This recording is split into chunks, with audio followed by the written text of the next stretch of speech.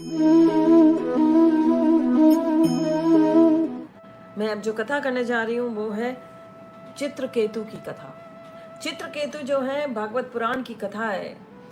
चित्रकेतु भागवत पुराण में कहा गया है, वो सारे विश्व के राजा हैं, उनके घर कोई संतान नहीं है, बड़े चिंतित रहते हैं कि संतान नहीं है।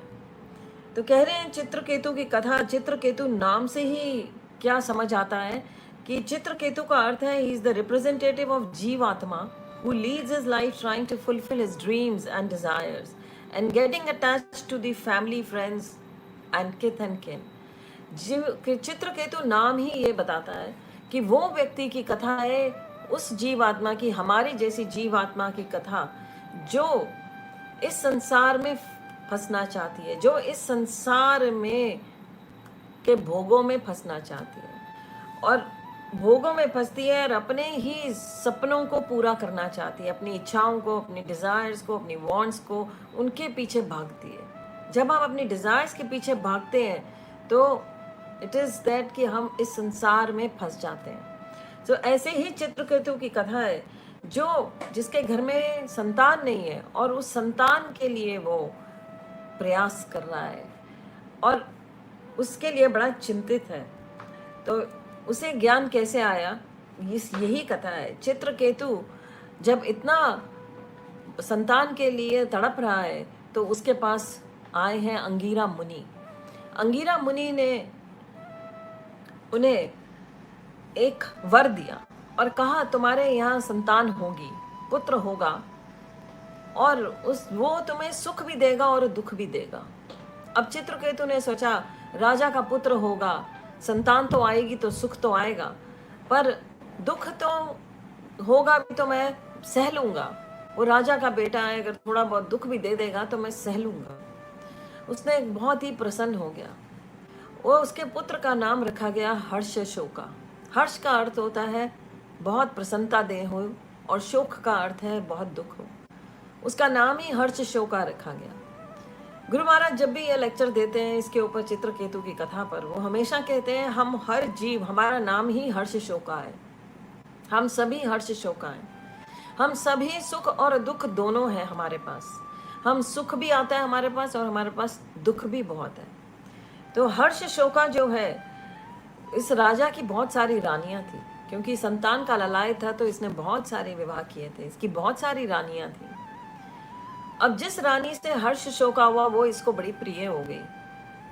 जिससे संतान हुई वो बट नेचुरल था, वो रानी इसको बड़ी प्रिय हो गई और बाकी रानियों को घना जेलसी, द्वेष हो गया, ईर्ष्या हो गई और उन्होंने उस बच्चे को जहर देकर मार दिया।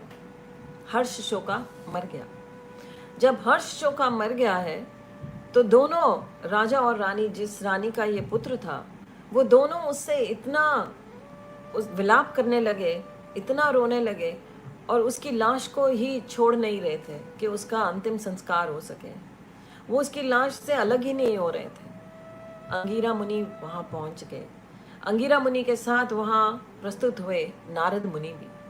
नारद मुनि भी वहाँ आ गए और नारद मुनि ने क्या किया, उसे कंसोल किया और उसे कैसे वो समझाएं, उन्हें समझ नहीं आया तो उन्होंने उस बच्चे को जीवित कर दिया। वो बच्चा जीवित हो गया, हर्ष शोका जीवित हो गया। तो जब हर्ष शोका जीवित हुआ तो उसने तो अपने माँ बाप को पहचाना ही नहीं। वो राजा और रानी बहुत ही उम्मीद लगाकर उसको गले से लगाकर बैठे हैं और उसे कहते हैं, तो वो हर्ष शोका कहता है मैं नहीं पहचानता हूँ आपको, आप दोनों कौन हो? मेरा इस संसार से नाता खत्म हो चुका है, मुझे तो वापस बुलाया गया है, कुछ समय के लिए मैं आया हूँ।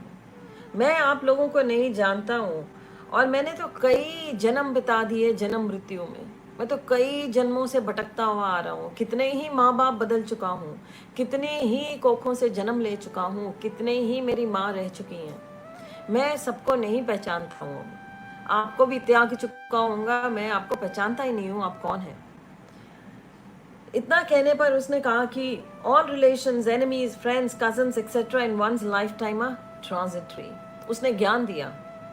आत्मा और शरीर का ज्ञान दिया। उसने कहा कि सारे रिश्ते नाते जितने हैं, हम सब ट्रांजिट पीरियड में हैं, हम सब ट्रांजिट कर रहे हैं, हम सब यहाँ पर जैसे कहा है कि घूमने आए हैं और एक एक करके बिछड़ जाएंगे, चले जाएंगे।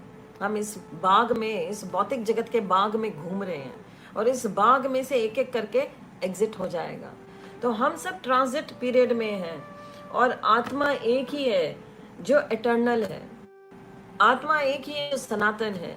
वो आत्मा जो है उसी के वेलफेयर के लिए, उसी के लिए कार्य करना चाहिए, उसी आत्मा के लिए, आत्मा के उत्थान के लिए कार्य करना चाहिए। पर पूरा जीवन हम इस शरीर की ही इच्छाओं को भोगते रहे, इसी शरीर की इच्छाओं के लिए कार्य करते रहे। इस इच्छाओं को पूरा करने के लिए हम कहाँ कहाँ नहीं भटके। तो ये ज्ञान देता है चित्रकेतु का पुत्र हर्षशोका। और इतना कहने के बाद वो वापस उनका मोह सारा चला जाता है और हर्षशोका वापस मृत हो जाता है। तो कहते हैं कि हर्षशोका की जो कथा है वो हम सबकी कथा है। भगवान की माया को पार करना बड़ा ही मुश्किल है, बहुत कठिन है, पर ये सिर्फ और सिर्फ प्राप्त होती है, इसको पार कर सकता है वही जिस पे भगवान की कृपा हो जाए। गुरु और भगवान की कृपा के द्वारा ही हम इससे पार हो सकते हैं, और कोई रास्ता नहीं है। क्योंकि हमारा मन जो है वो हमें भटकाता है। सबसे बड़ा तो मन ही है, सबसे नीचा है मन, और उसी मन की वजह से हम इधर उधर भटकते हैं।